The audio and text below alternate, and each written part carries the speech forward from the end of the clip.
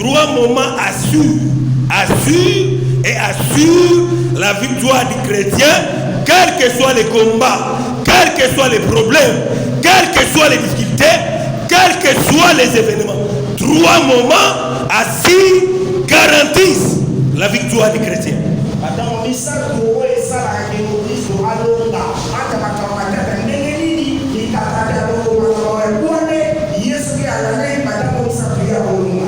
Trois moments. Nous avions parlé du premier moment, la croix où Christ était mort. De la croix, nous avons retenu ces paroles. Tout est accompli. Voilà ce que nous avons retenu de la croix. Alors, ceux qui étaient là le premier jour, ils savent, quand nous disons tout est accompli, ces paroles cachent quoi?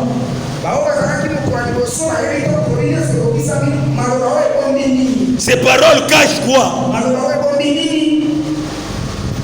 En faveur de leur vie et aussi contre tout ce qu'ils peuvent rencontrer dans leur vie de chaque jour.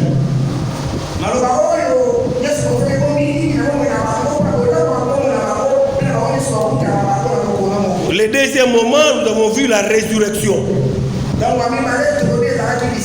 Nous avons parlé de la résurrection de Jésus-Christ. Et par rapport à cette résurrection, il y a des choses que nous avions aussi données par la révélation de Dieu.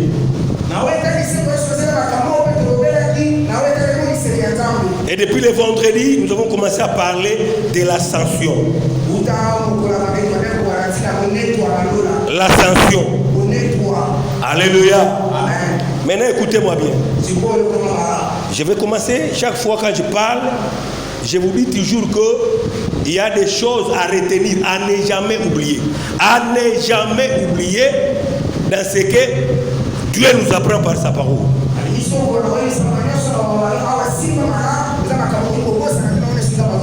Pour ta vie. Pour ta vie. Écoutez-moi bien. Pour ta vie, retiens que la résurrection de Jésus-Christ et son retour au ciel auprès du Père signifie seulement pour ta vie que le diable ne peut jamais rien t'empêcher si Dieu est d'accord avec toi.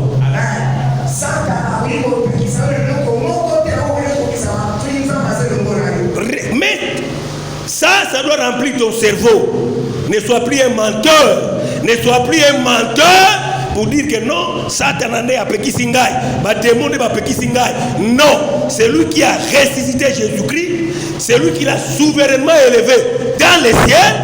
Te dis seulement qu'à partir d'aujourd'hui, sache que rien ne peut empêcher Dieu de pouvoir faire ce qu'il se décide de faire avec toi, sauf alors tes péchés.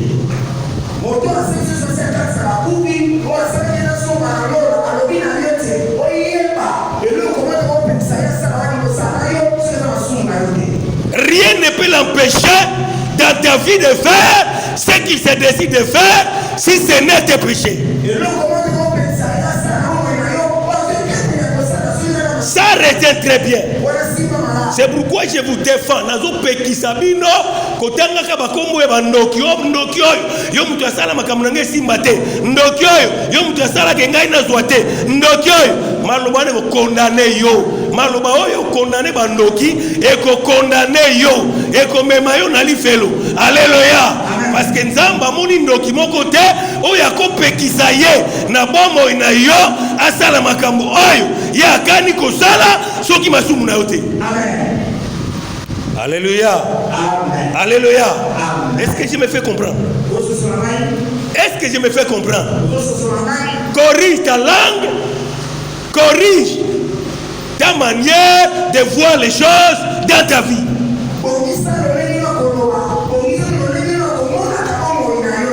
Corrige. Comme le diable n'avait pas empêché Jésus-Christ de revenir à la vie, comme il n'avait pas pu empêcher Jésus-Christ de retourner au ciel. Alors quand Dieu se lève en faveur de ta vie, que rien ne l'empêche d'accomplir tous les desseins qu'il se forme pour la gloire de son nom.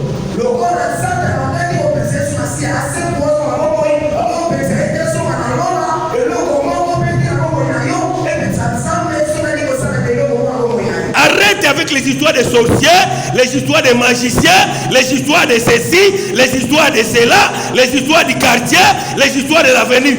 Ça c'est un grand mensonge. C'est un grand mensonge. Alléluia.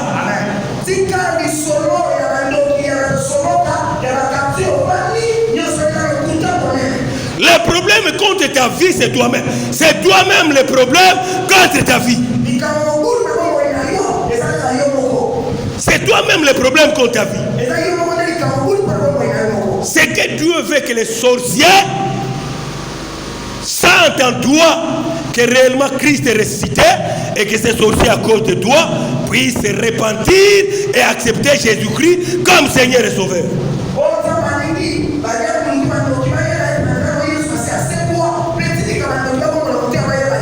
Alléluia.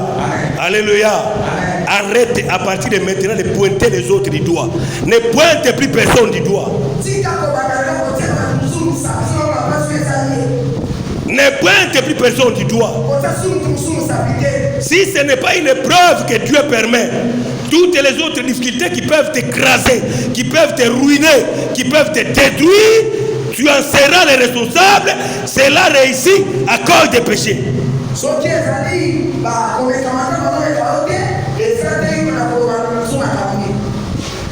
Tout ce qui peut arriver après, tu en seras le responsable devant Dieu. Ce qui vit nous bébé, vous êtes la responsable de besoin d'âme. Ce qui vit est un vous êtes la responsable de besoin d'âme. Ce qui m'a camé simbito, vous êtes la responsable, c'est toi qui seras le responsable. Alléluia. Alléluia. Donc, la résurrection de Jésus-Christ et son retour au ciel signifie seulement que rien n'est impossible à Dieu. S'il se décide de faire quelque chose, il l'accomplit.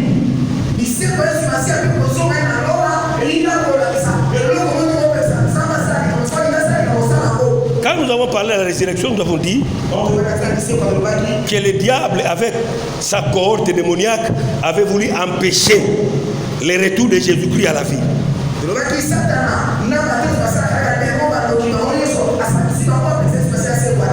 Il les plaça là comme un bloc compact sur la tombe de Jésus-Christ pour l'empêcher de sortir du tombeau, revenir à la vie.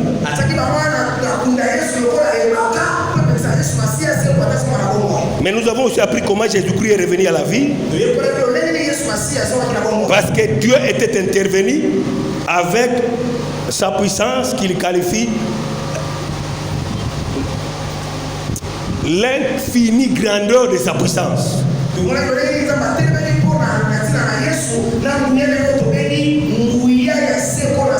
Dieu avait déployé l'infinie grandeur de sa puissance sur la tombe de Jésus-Christ pour disperser tous les blocs démoniaques qui étaient là pour ramener Jésus-Christ à la vie.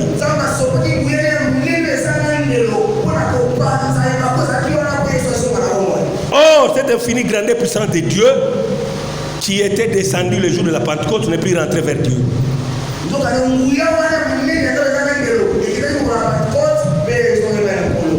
Jusqu'aujourd'hui, si tu veux, cette infinie grandeur de la puissance de Dieu va agir dans ta vie pour disperser tout ce qui n'honore pas Dieu.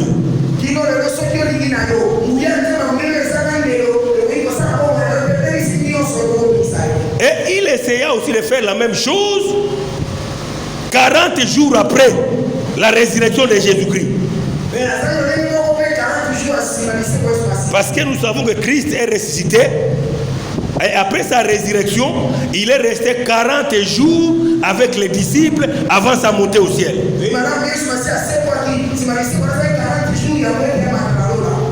Et le 40e jour, il avait conduit tous ses disciples 120 au mont des Oliviers où où il est monté au ciel.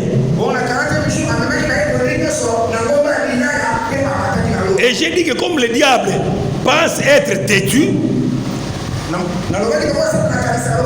il pense être têtu, il a voulu empêcher la résurrection de Jésus-Christ. Il n'a pas réussi. Et il pensait qu'il pouvait empêcher le retour de Jésus au ciel. Parce que le retour au ciel était le couronnement de toute l'œuvre accomplie sur la terre.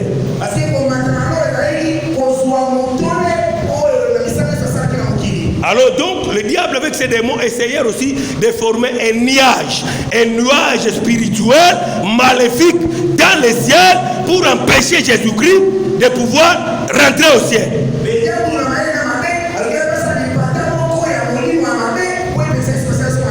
Pour empêcher Jésus-Christ. Mais toujours cette grande puissance infinie de Dieu qui avait resté Jésus-Christ entre les morts, l'avait aussi, c'est pourquoi on dit souverainement. Souverainement veut dire que, je ne sais pas Lingala comment expliquer ça. Donc, cette grande puissance l'avait aussi souverainement élevé vers le ciel.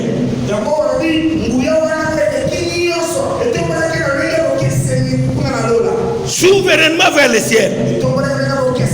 La puissance infinie de Dieu, dont Ephésiens chapitre 1, verset 19 à 20, 21 parle, cette puissance infinie de Dieu avait aussi déchiré les nuages démoniaques que Satan avait érigés dans le ciel pour que Jésus ne passe pas.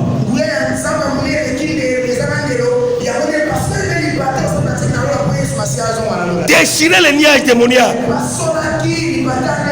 Et Jésus est retourné au ciel.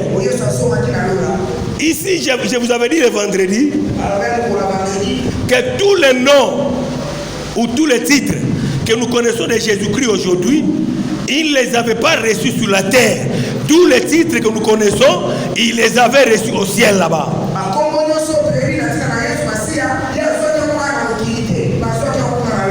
Il est devenu roi des rois au ciel, Seigneur des seigneurs au ciel, Alpha et Oméga au ciel, les lions de la tribu de Juda au ciel. Tous les titres de souveraineté, qu'il a sur toutes les choses, il les avait acquis au ciel auprès de Dieu.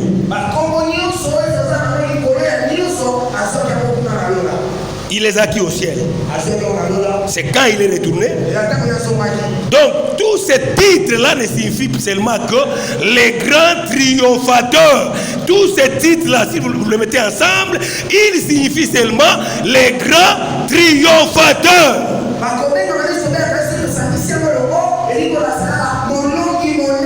Les grands triomphateurs. Il est roi des rois. Il est Seigneur des seigneurs. Il a celui qui a le nom qui est au-dessus de tout nom. Et nous avons appris qu'à cause de son nom-là, souverainement élevé au ciel, tous les genoux vont fléchir dans le ciel, sur la terre et sous la terre.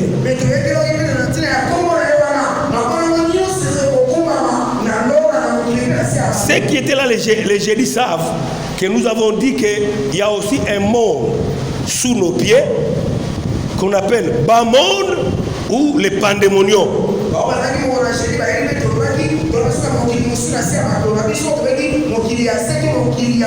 Mais toi, je t'interdis d'aller là-bas, je t'interdis. Tu m'écoutes encore ce matin pour que tu comprennes que tu ne dois pas aller là-bas. Tu ne dois pas aller dans le bas monde ou pandémonium.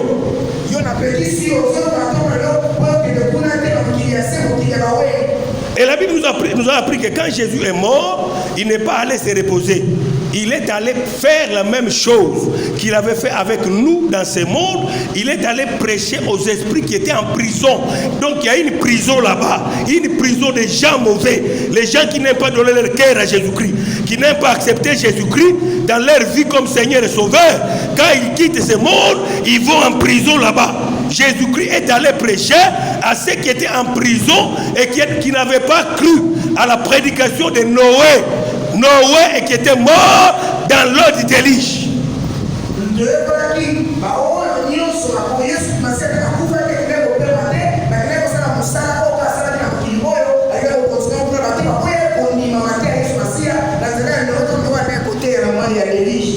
pour toi, je dis qu'il ne fera plus ça. Il est monté au ciel pour toujours. Donc, si toi tu commets l'erreur, même quand tu m'écoutes là, ok,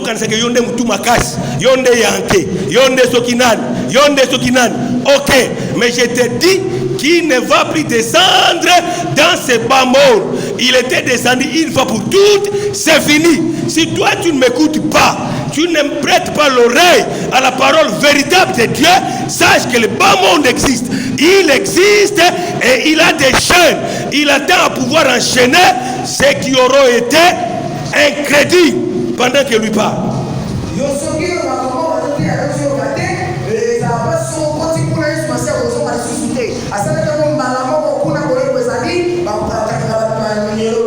Alléluia. Alléluia. Il est allé prêcher à ces gens-là et aussi là-bas, il avait arraché à Satan les clés du séjour des morts et la clé de la mort.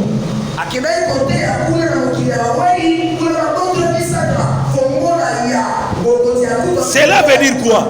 Cela veut dire seulement que dans ce monde, il avait fini son travail. Il est descendu. Dans le bas monde, il finit son travail. Ce qu'il avait fait pendant 3 ans sur la terre, c'est ce qu'il est allé faire pendant 3 jours dans le bas monde.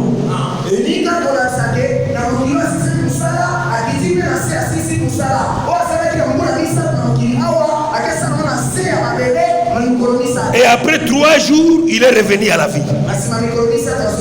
Alléluia. Alléluia. Maintenant, il lui restait de monter au ciel, rentrer vers son Dieu, vers son Père. Bien-aimé, je vais te rappeler que tu as cru à un grand vainqueur. Un grand vainqueur. Tu as donné l'espace dans ton cœur au grand vainqueur, au roi des rois, au Seigneur des seigneurs.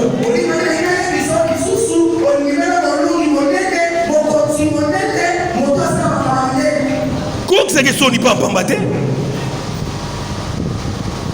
C'est que son pas pambate. Alléluia. Alléluia. Yangona akozala sans pitié na mutu amemi kombore na munoko mais na bizaleli na misala azali ko fingisa ye azali ko cholisa ye akozala sans pitié. Totalement sans pitié. Alléluia. Amen. Alléluia. Amen. Maintenant il s'est fait quelque chose. Il s'est fait quelque chose. Quand il est monté au ciel, suivez-moi bien.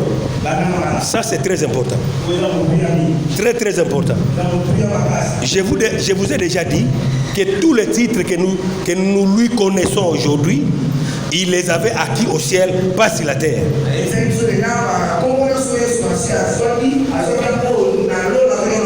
Au ciel auprès de Dieu. Je vous ai dit qu'il a le nom qui est au-dessus de tout nom, c'est au ciel. Seigneur des seigneurs au ciel. Roi des rois au ciel. Alpha et Oméga au ciel. Les lions de la tribu de Juda au ciel. Tous les noms, tous les titres que nous lui citons, il les avait acquis au ciel. Maintenant, écoutez-moi bien. Suivez très bien. Quand il était mort à la croix, il est mort seul. Il est mort seul. À la croix, il était seul. Quand il criait à la croix, il était seul. Il est mort, il est descendu vers le bas monde, il était seul. Il était seul. Il sort du bas monde, il revient à la vie, il ressuscite, il était seul. Il était seul. Alléluia. Amen. Alléluia. Amen. Mais maintenant, quand il va rentrer au ciel, il n'ira plus seul, il se fera accompagner des hommes et des femmes qui étaient à son sein. Wow.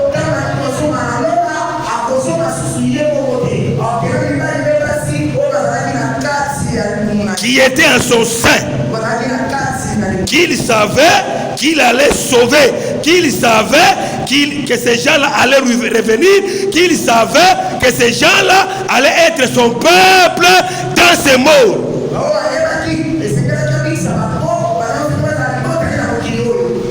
Et vous avez compris ça? Vous avez compris ça? Quand il est monté souverainement au ciel, il n'était plus seul. Il n'était plus seul. C'est pourquoi vous allez comprendre le sens de certains titres qu'on lui donne. Le sens de certains titres qu'on lui donne. Il ne faut pas que tu sois ignorant des choses que Dieu a faites pour toi.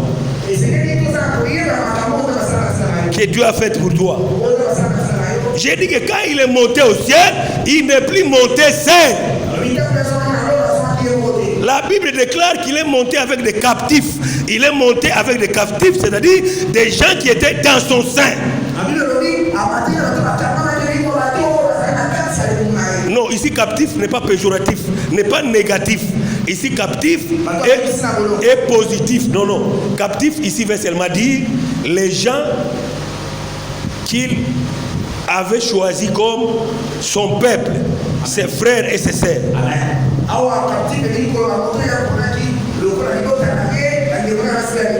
Il est monté avec des captifs. Ne prenez pas ça mal. J'ai dit que captif ici n'est pas négatif, n'est pas péjoratif. Ici, captif veut dire ceux qui sont sauvés, ceux qui sont véritablement sauvés à cause de son nom. Alors c'est pourquoi mon frère, ma soeur, je vais te dire ceci. Voilà, nous avons parlé le mois passé la grâce, que c'est par la grâce que nous sommes sauvés, pas par nos efforts. Tu n'es pas sauvé parce que toi tu avais choisi d'être sauvé. Il te connaissait, alléluia. Il te connaissait et il t'avait choisi avant même que tu ne viennes dans ce monde. Avant que tu ne viennes dans ce monde, il te connaissait, il t'avait choisi et il était monté au ciel avec toi.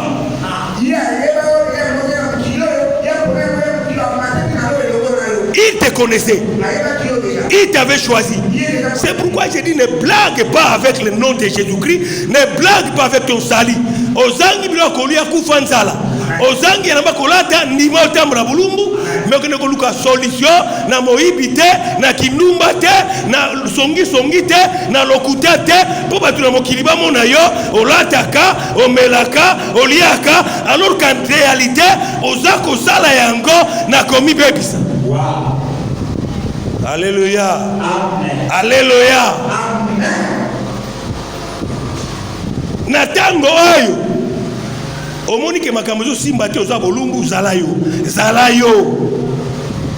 Alléluia. Amen. Alléluia. Amen. Alléluia. Amen. Bien-aimé, arrêtez de jouer avec le nom de Jésus-Christ et avec l'œuvre qu'il avait accomplie pour nous donner gratuitement le salut.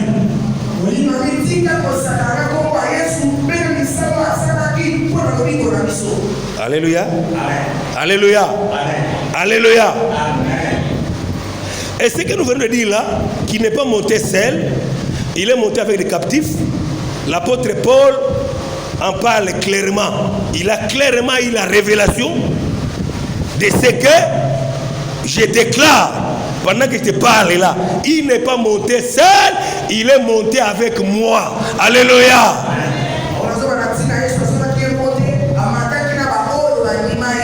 C'est pourquoi la Bible déclare que notre vie en nous est cachée en Dieu, en Jésus-Christ, dans le ciel.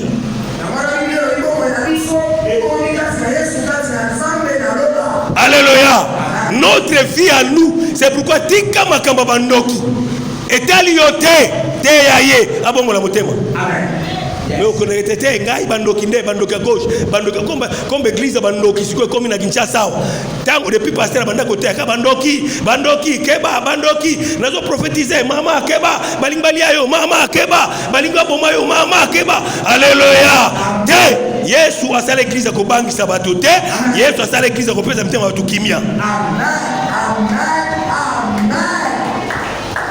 yakopesa mitema bato kimia yakopesa mitema bato elikia me yakobangisa bato te alléluia kobangisa bato eza musala ya satana satana nde abangisaka bato alléluia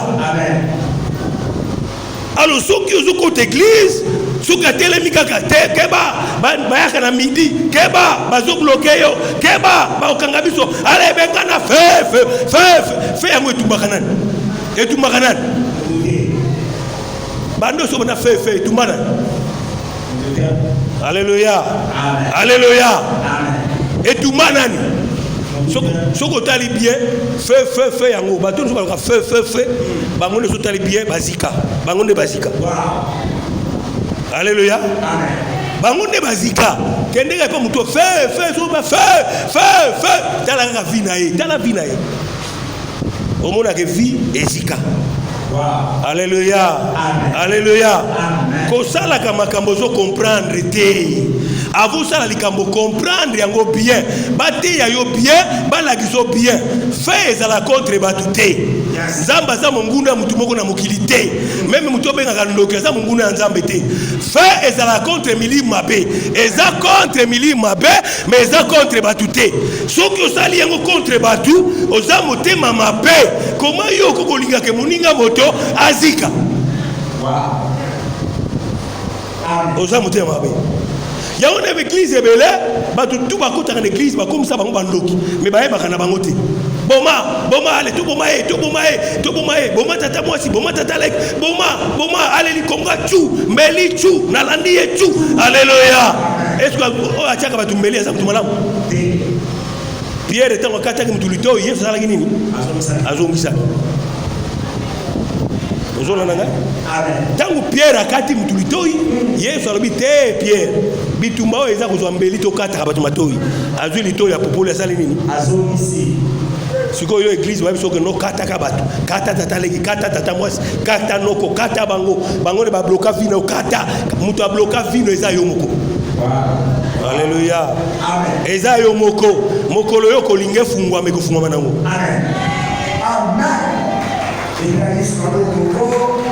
mukolo yo kolinga fungwama efungwami nango soko lobi ke banda lelo ngana tosi Yesu nakabana masumu nakabana mbindo nakabana mabe na tosi Yesu monguna na ngai na kolinga ye monguna na ngai na kosalisa ye na kozala enemi ya mutu te na okangela mutu kanda te na koina mutu te na kosala mutu mabete alléluia otamboli kaka ndenge Yesu azosenga viwana lokola kende kofungola bo bazalaki na minyololo na bambonde bao bakufa na minyololo ake kofungola bango azangi nguya te po afungola yo amen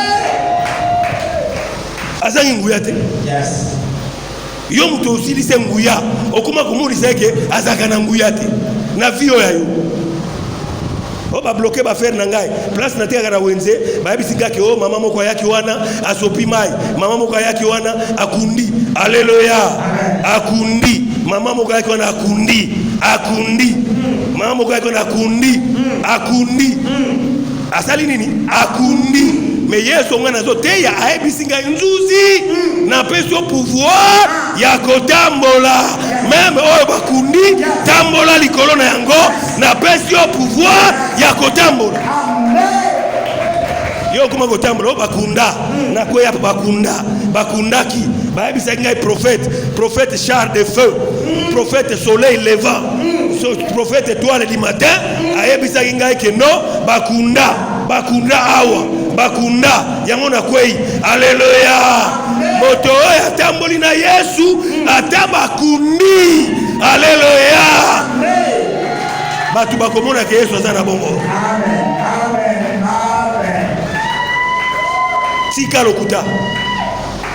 tika lokuta ozosipa masumu na yo ozosipa vi na yo oza kobimisa bandoki ozobimisa bandoki. Ozobimisa bandoki. Mais songi no ozipi. Lokuta no ozipi. Lolando no ozipi.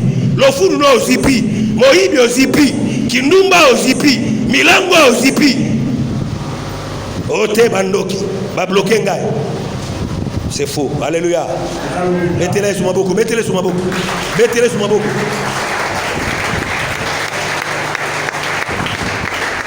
Il faut tous à l'église. Il y a Batubala Mouka. Batubala la pongite. Yes. Il y a Batubala Mouka. Batubala la pongite.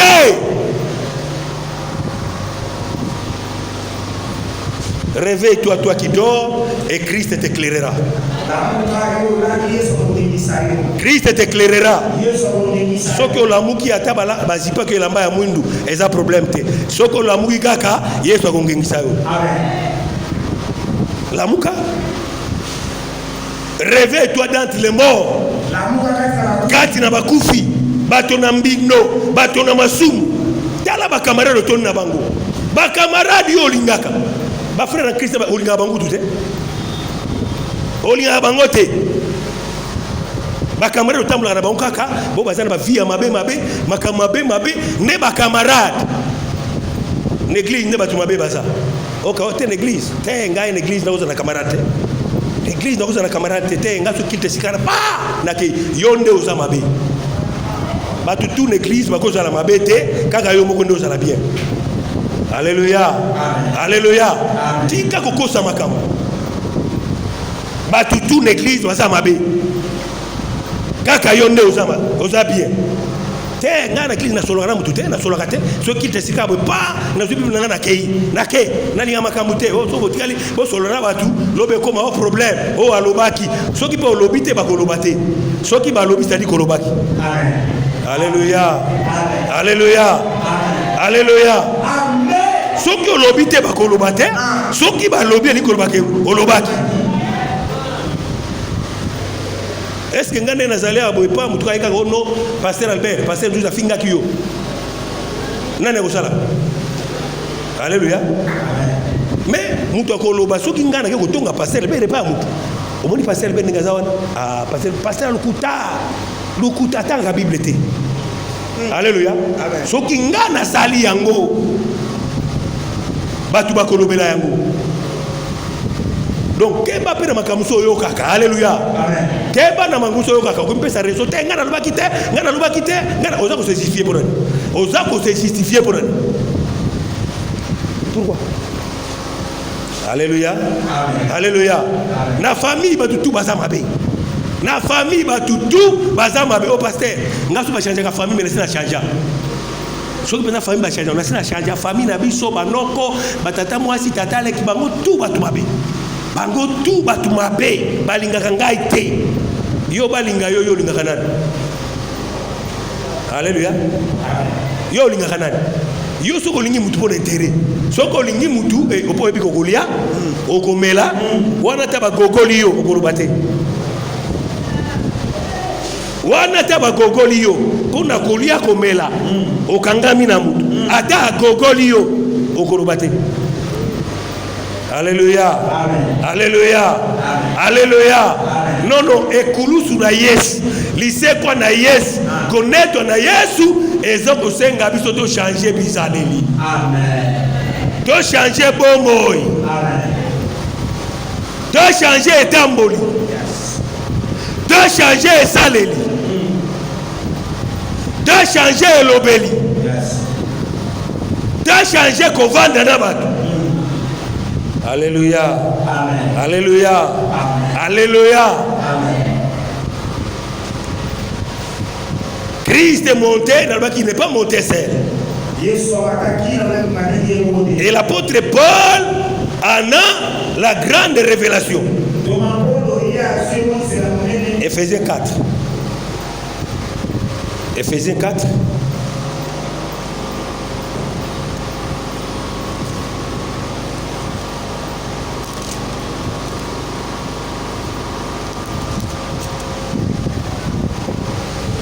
Ndeko nanga changer bizaleli. vanda bien na batu baza mabe batu musu bayebani ke azane mabe. Alléluia. Ayebani kazane mabe mais yo vanda na bien. Amen. Alléluia. Yo vanda na bien. Ezana batu bayebani bongo kazane mabe mais yo vanda na bien. Kozala na nyongo musu ya mutu te soki nyongo ya bolingo te. Alléluia. Amen. Donc Yesu azana posa que même ndoki oyo yoka sango lingaye. Amen. Lingaye. Alléluia. Amen. Alléluia. Amen. Matia lukuta ko kasute ko sona kabelie amemi biloko na deuxième mot. Amango ndeni. Amango koma bombo ina biso e bomba mikati na Yesu kati na Nzambe na bisika likolo e pa Yesu avanda kiti ya bokonzi bombo ya biso e bomba mikuna siko nazo supposer que yo oyo bombo e bomba makuna ozumbongo kabeli ndoki après ndoki akamata mbongo wana oyo ava ebima elekina na nzela na Yesu elekina na nzela ya Nzambe siko ya zu yango akena mona deuxième monde po abebisa yo oyo zali ovandi na Yesu sika moko na bisika na likolo. Ça c'est quoi? Ça c'est quoi? Yangona sala keba na évangile musubozoyoka na sina ebisa bino keba te yebele ba uti pa Nzambe te batina mina satana pona ko pengwisa bato ko bebisa ba via bato. Amen. Sala attention. Mais yo et pas kotika kambongo ebele ya kunande kuna soki ba 5 te prophète na boy prophète te mais ba prophète solo baza muke na mokili muke beaucoup de la prophète solo ezara oh mingi bazo telengana wa tout ça amelinguma nae azo usala divination nae amelinyoka nae usala divination nae au prophète na yebisa que banda kende kuna asi ayebiso makambo Yesu osele pa na yo ayebisa yo banda kende kuna asi ayebisa yo makambo Yesu osele pa na yo so kegeza ko balimba bomayo balimba liayo flèche zo kota yo flèche zo bimela yo keba moto zo pela kuna bateli sous moto keba consolation na batute batolupango solo na bango sute surtout batolupango surtout na famille na bino grand frère na yo ato moni eleka kama biso ko yango. Alléluia. Amen. Alléluia. Amen. Alléluia. Nzamba kipaka bandoki te akipaka nde yo. Alléluia. Akipaka bandoki te ayebike baza akipaka nde yo yeba ye yo tosa ye yo banga ye yo yoka ye yo salela ye. Alléluia. Soki osali bongo Nzamba abika bandoki bakena ba unasiya makolo nao. Amen. Bakena siya makolo nao. Alléluia. Amen. Alléluia. Amen. Alléluia. Amen. Éphésiens 4. Lisons les versets. Partons du verset 7e. Éphésiens chapitre 4, le verset 7e, Seigneur Jésus. Mais à chacun de nous, la grâce a été donnée selon la mesure du nom de Christ. Écoutez, na moko na biso ngolu epesama. Tozongi na ngolu ngolu epesama lolenge likabo na Yesu ezapo na moko. Amen. Continue. T'assois pas, continue.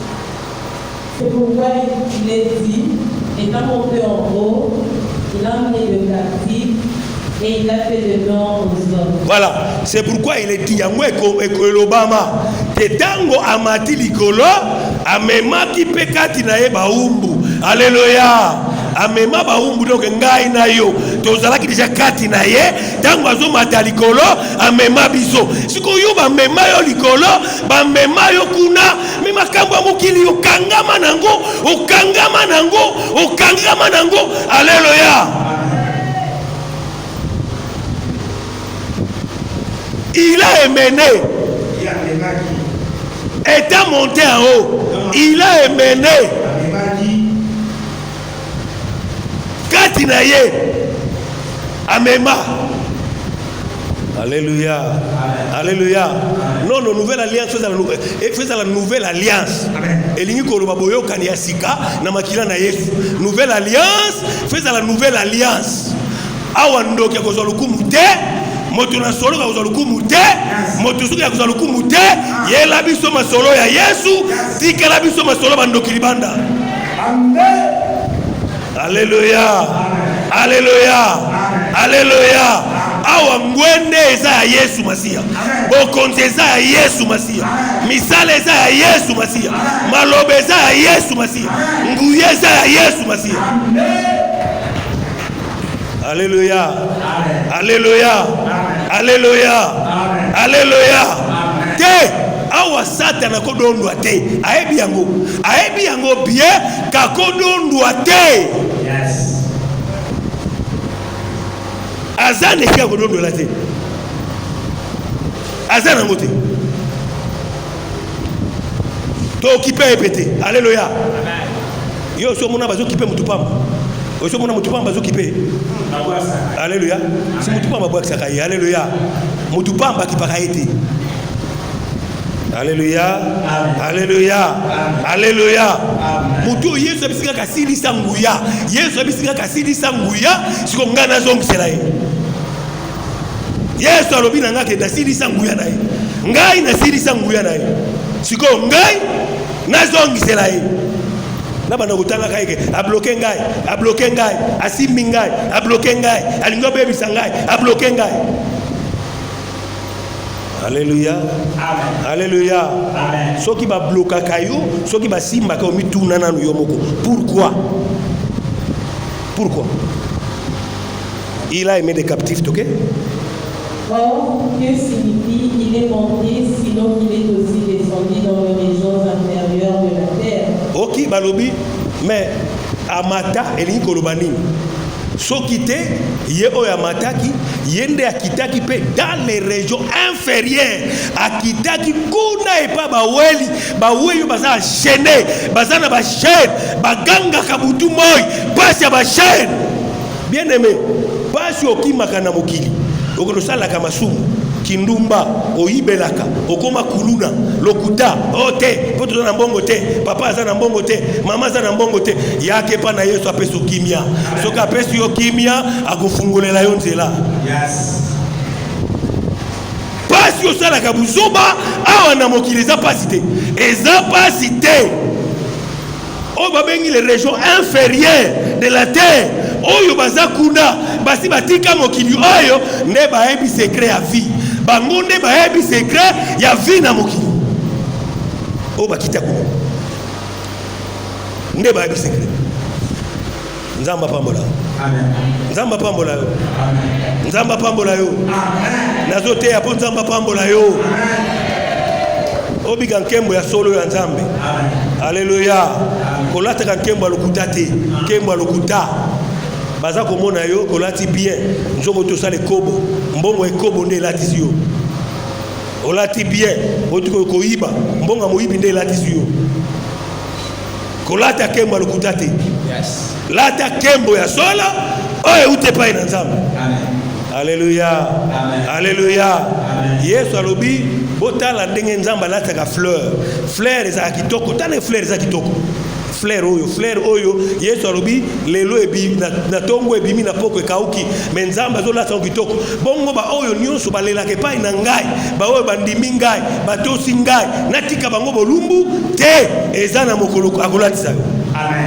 Amen. Amen. Eza na mokolo akolatisa yo. Mais yo nde liko comprendre yango te loyenge na mutu loyenge. Alléluia. Amen. Alléluia. Amen. Alléluia. Amen. Alléluia. Amen. Alléluia. Amen. Loba na niati yo. Loba. Uzo balukola loba na niati yo. Okosa ngai lobi. Lelo okosa ngasute. Okosa ngasute. Ozana si amatambe na ngai. Na niati yo. Alléluia. Amen. Alléluia. Amen. Tomoni na Ephésiens 4 balobi amata na baumbu.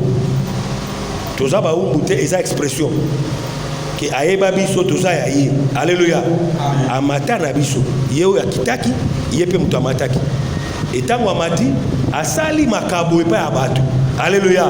Asali bango bangolu na teki dimanche passé makamangolu.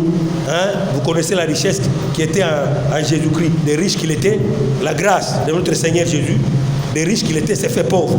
Donc akabi bangolu etombo la kabatu. O efungo la kabatu. O mema kabatu likolo akabi bangolu wana. Akabi bangolu amati na biso. Alléluia. Akiko vanda na ngwende ya bokonzi. Tango avandi na ngwende babengi ye roi des rois. Tango avandi na ngwende babengi roi des rois. On comprend rien? On comprend rien. Roi majuscule, des rois minuscule. Roi majuscule ya munene ezayi. Roi.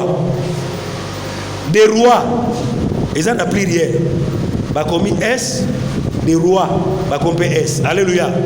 Aza roi, des rois. Alléluia. Eli korobani. Bato nyusu matana bango, avanda na ngwende na bango, ya aza roi, bango pe bakoma ba roi. Bakoma ba roi.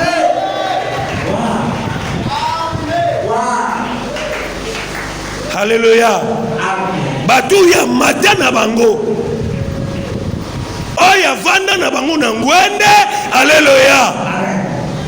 Iye oya mema biso roi ya munene. Alléluia. Biso ya mema peto vanda na ngwende ya bokonzi ba roi ya. Amen. Nakasa ko betele suma ko.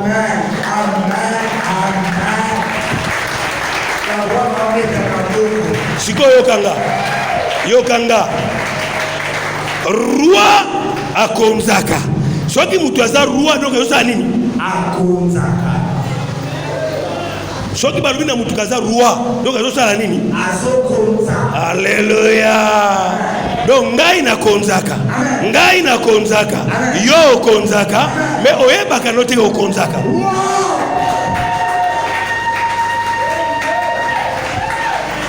Ngai na konzaka, yo konzaka, me oyebaka teke okonzaka. Siko tunanga pasteur mena konzaka nini? Ngai eloko na konzaka na moni yango te. Alléluia. Te okonzaka batu te. Oza roi pona okonza batu te. Alléluia. Me oza roi pona kokonza nyonso Yesu alonga. Oyo nyonso Yesu alonga, yo ifo konza yango. Oza roi pona kokonza nyonso oyo Yesu alonga. Esozola na ngai? Amen. Kozanga koyeba eza liwa mobimba. O eza liwa ya ndambu te. Mutu oyo alelisaka yo, mutu oyo abangisaka yo, en réalité pona Yesu Masiya yo nde ifo konza ye.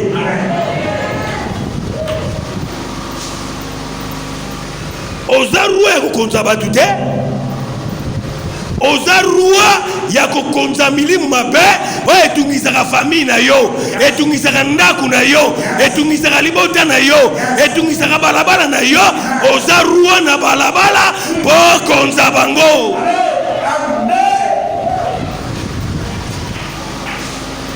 Soki okonzi te oza roi te. Alléluia.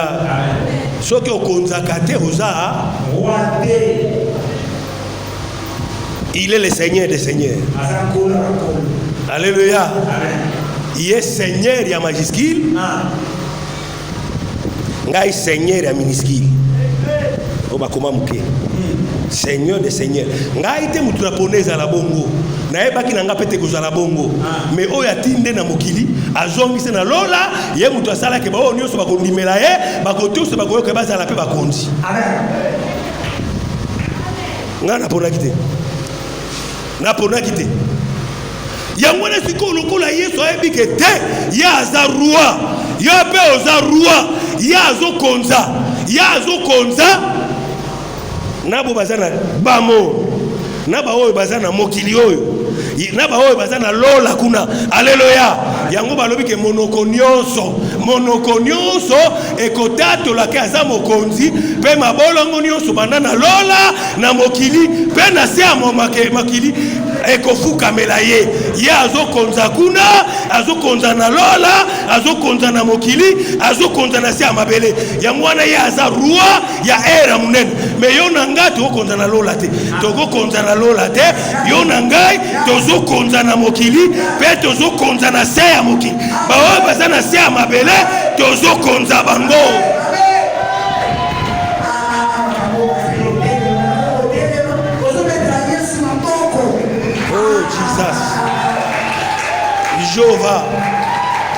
Jova.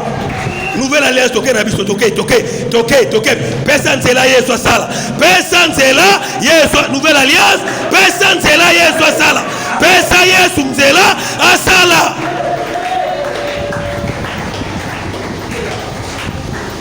Sikoyo nakomi na suka.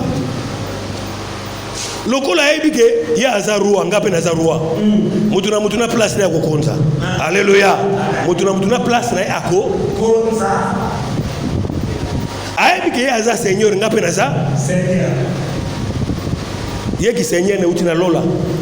E pa ba ange eye na mokili e pa ya batu na milimo eye na se mabele. Ngai ki seigneur na ngai eza kokonza batu te. Na konza mutu te, me ki seigneur na ngai na konza oyo ya longa. Ki roi na ngai na konza oyo ya longa.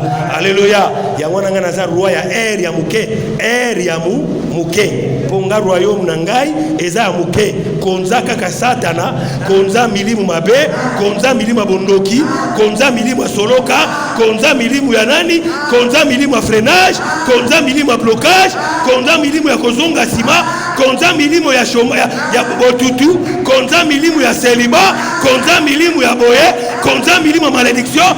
Yo konza kaka milimu, konza kaka milimu wana, yo konza kaka milimu, konza kaka nkalo nazo konza milimu yo olonga, nazo konza na kombo na Yesu Masia. Oyo yo olonga ya bondoki, ya celibat, ya soloka, ya blocage, ya freinage, ya pauvreté, ya misère, nazo konza, yangonde nazo konza, nazo konza na kombo na Yesu Masia. Baebi ke nazape mokonzi, baebi ke nazape mokonzi, baebi ke nazape nkolo, baebi ke nazape nkolo. Satan ayebi ke naza mokonzi, ayebi ke naza nkolo. Satan ayebi ke naza mokonzi, ayebi ke naza nkolo. Na memama na lola, tovanda na kiti ya bokonzi, tovanda na kiti na memama na lola.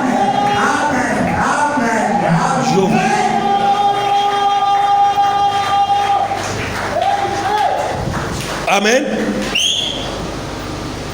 Lokola ebike ngape fona konza. Luc chapitre 10 verset 19. Tokomina suka matea na biso. Luc chapitre 10 le verset 19, j'ai le nom de Jésus. Voici je vous ai donné le pouvoir de... Oyoki. Alors voici je vous ai donné. Bapesa ka mutu eloko eza ya yo. O eza ya yo. Alléluia. Yango nde bapesa ka mutu. Suka alobi tala na pesi bino. Alléluia. Na pesi bino. Ponga na za roi, yo pe oza roi. Wana zo sa ba Pierre bazo comprendre te. Bazo comprendre que baza ba roi. Si abaza flou, mais azo sabino que na pesi bino. O ezalaki ya ngai comme roi. O azo konza partout, mais o Yohana po bino pe bo konza na mokili. Na sali nini? Na pesi. Continuez. De pouvoir le marcher sur le serpent et les scorpions et sur toute la puissance de l'ennemi, et rien ne pourra vous nuire. Simba dernière phrase. Et rien ne pourra vous. Et rien ne pourra vous. Et rien ne pourra vous.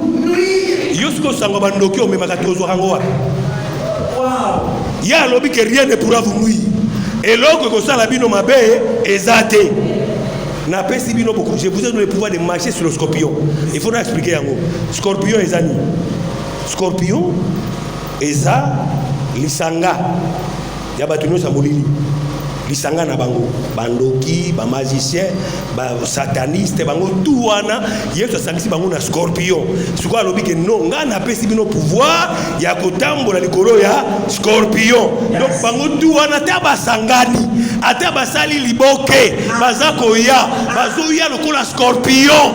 Scorpion aswaka, abomaka, mais ata bazoya lokola scorpion, yo tombola kaka lokolo. Alléluia. Lobika te bapesanga nguya, bapesanga nguya ya kusala nini? Ya koniata. Bani ata ngai te, mengai nde na sala nini? Nani ata?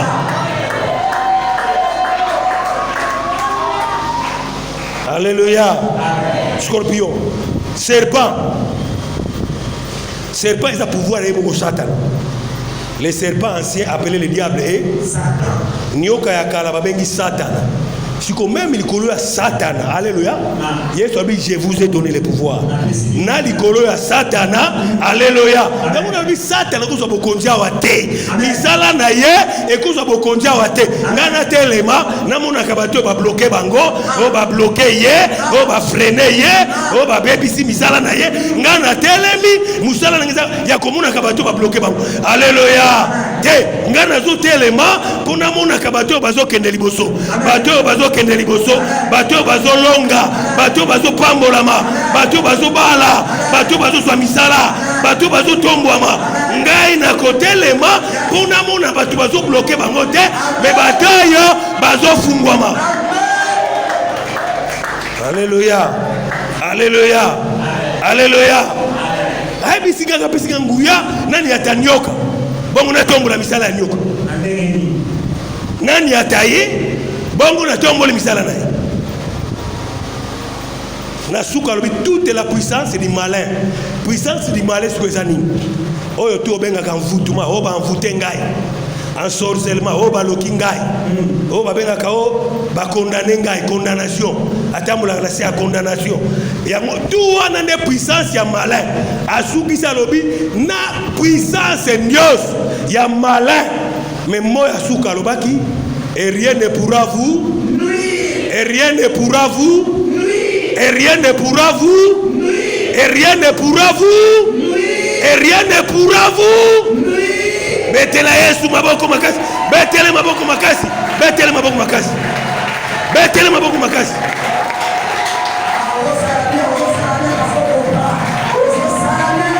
Go go go go go go go go go. Betele maboko makasi. Jova. Jova.